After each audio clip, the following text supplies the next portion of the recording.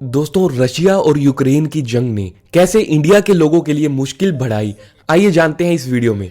Hello दोस्तों, welcome you all to the success Gyan. मैं हूं आपका दोस्त मंजीत। गाइस, रशिया और यूक्रेन के इस युद्ध की न्यूज अभी आपने बहुत ज्यादा सुनी होगी, पर दोस्तों ये वीडियो एक फुल पैकेज है। अगर आप ये समझना चाहते हो कि एक्चुअली ये सब शुरू कहां से हुआ, ये वॉर हो क्यों रही है, दुनिया में लोग वॉर में फंसे हुए यूक्रेनियंस को कैसे सपोर्ट कर रहे हैं, पूरे वर्ल्ड पे इसका क्या इम्पैक्ट हो रहा है और स्पेशली इंडिया और यहाँ के बिजनेस पर इसका क्या इम्पैक्ट पड़ रहा है, ये सब एकदम सिंपल लैंग्वेज में समझने के लिए आप इस वीडियो को बिना स्किप किए हुए पूरा देखिएगा। तो दोस्तों, अब बात करते हैं रशिया और यूक्रेन के वॉर की। बात है 24 फरवरी 2020 की। इस दिन रशिया के प्रेसिडेंट व्लादिमीर पुतिन ने यूक्रेन पे मिलिट्री ऑपरेशंस करके युद्ध की शुरुआत की। Мною принято решение о проведении специальной военной операции. पर क्या ये सब ऐसे अचानक ही हो गया? नहीं दोस्तों, इस युद्ध का कनेक्शन तो इतिहास से जुड़ा हुआ है। तो साल 1991 के पहले रशिया और यूक्रेन दोनों यूएसएसआर यानी कि union of Soviet socialist republics के पार्ट हुआ करते थे, और साल 1991 में यूएसएसआर 15 अलग अलग देशों में बट गया। तो जो 15 देश अलग हुए उसमें से सबसे बड़ा देश रशिया था और यूक्रेन भी आजाद होने वाले देशों में से एक था। उसके बाद यूक्रेन का एक पार्ट रशिया का कल्चर मानता था तो दूसरा पार्ट यूरोपियन कंट्रीज की लीगेसी अपना रहा था।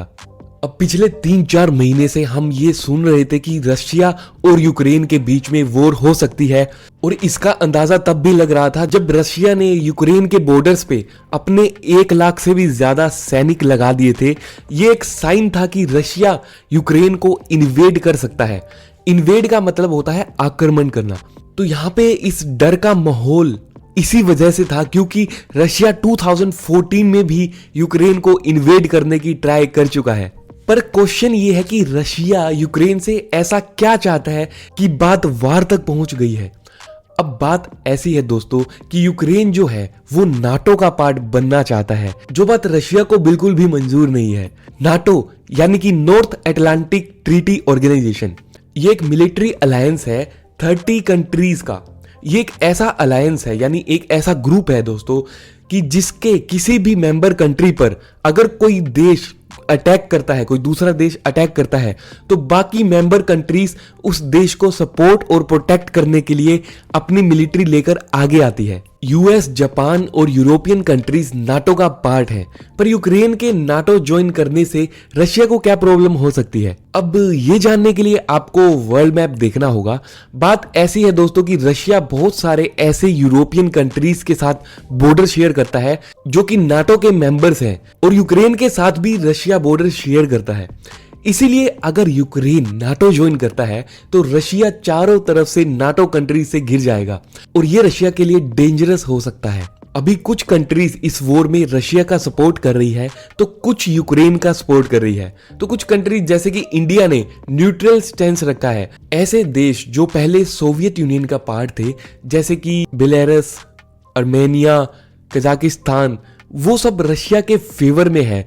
तो नाटो कंट्रीज जैसे कि यूएस, यूके, कनाडा, वो सब यूक्रेन को सपोर्ट कर रही है। और हाँ दोस्तों, वॉर में फंसे हुए लोगों को हेल्प करने के लिए कई एफर्ट्स लगाए जा रहे हैं।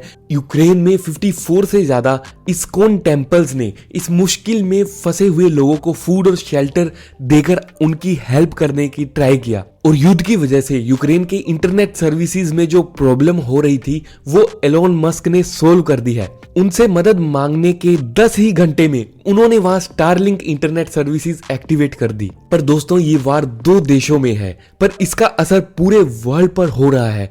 चलिए जानते हैं कि ऐसा क्यों है। गाइस, ऐसा इसलिए है क्योंकि वर्ल्ड के सारी जितनी भी कंट्रीज हैं वो कहीं ना कहीं इंपोर्ट, एक्सपोर्ट और मॉनेटरी ट्रांजैक्शंस की वजह से एक दूसरे से जुड़े हुए होते हैं। स्टॉक मार्केट को तो वॉर ने ऐसा बहुत बुरी तरह से हिट किया है।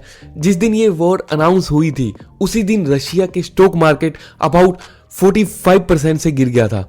जो लोग इन्वेस्ट करते हैं या इन्वेस्टमेंट के बारे में जानते हैं उनको पता है कि ये कितना डैमेजिंग था, और ये रिकवर होने में बहुत ही लंबा टाइम लगेगा।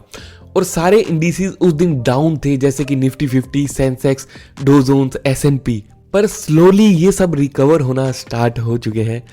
पर सबसे बड़ा इम्पैक्ट ऑयल प्राइस पर पड़ा है और oil price 100 rupees per barrel को क्रॉस कर गया है, क्योंकि वर्ल्ड में हर 10 बैरल्स ऑयल में से 1 बैरल रशिया से ही इंपोर्ट होता है।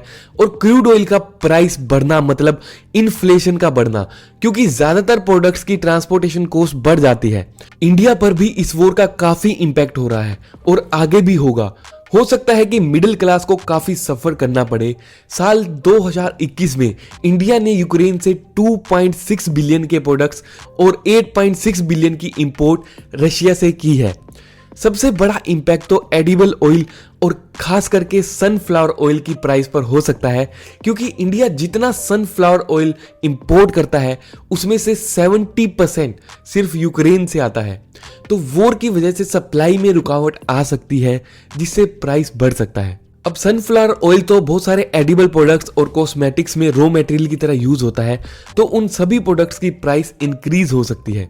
ऑयल के अलावा हम metals, plastic, agricultural products, petroleum, fertilisers, machineries और ऐसे ही कुछ प्रोडक्ट्स के लिए रशिया और यूक्रेन पर डिपेंडेंट है। तो इससे जुड़े हुए बिजनेस जैसे कि electronic equipments, manufacturing units, agriculture produce, सबके प्राइस में इंक्रीमेंट हो सकता है। और हाँ, हम मिलिट्री आर्म सप्लाई के लिए रशिया पर हेविली डिपेंडेंट है। प्लस हमारे 18,000 से ज़्यादा स्टूडेंट्स यूक्रेन में पढ़ाई कर रहे हैं, उनको भी बड़ी मुश्किल सहन करनी पड़ रही है। तो मतलब इस युद्ध की कॉस्ट हमारे जैसे लोगों पे पड़ सकती है। पर एक चीज़ जहां इंडिया को बेनिफिट हो सकता है वो है वीट का एक्सपोर्ट। रशिया और यूक्रेन वर्ल्ड में वीट का मेजर ये लोग एक्सपोर्टर्स हैं और हमारे पास वीट की एक्सेस सप्लाई है। वीट यानी कनक जो गेहूं होती है, उसकी हमारे पास एक्सेस सप्लाई है। तो हो सकता है कि रशिया और यूक्रेन के एक्सपोर्ट में डिसरप्शन से इंडिया की वीट एक्सपोर्ट्स बढ़ जाए। गाइस, आपके इस वॉर के बारे में क्या थॉट्स हैं नीचे कमेंट करके बताना। बस मैं तो यही कहना चाहूँगा कि इस तरह की एक्टिविटीज़ बहुत ही सैड हैं। मतलब ऐसा ह्यूमैनिटी पे बहुत ज़्यादा इम्पैक्ट पड़ता है इन चीज़ों का। कई सारे सिविलियंस मारे जा रहे हैं जिनका कोई कसूर नहीं है। तो ये बहुत ही अजीब सी सिचुएशन है गाइस। मेरे को ये वीडियो बनाते हुए बहुत ख़राब सा फील हो रहा था, बट ऐसा क्यों हो रहा है उसकी रिसर्च करके मैंने आपको उसके बारे में थोड़ा बताया। इसी तरह की एक और इंटरेस्टिंग वीडियो देखने के लिए आप स्क्रीन पे आ रही वीडियो पे क्लिक करके देख सकते हैं। आपको जिस टॉपिक पे वीडियो चाहिए वो आप नीचे कमेंट में बता सकते हैं। गाइस, इस वीडियो में इतना ही। Thank you for giving your time.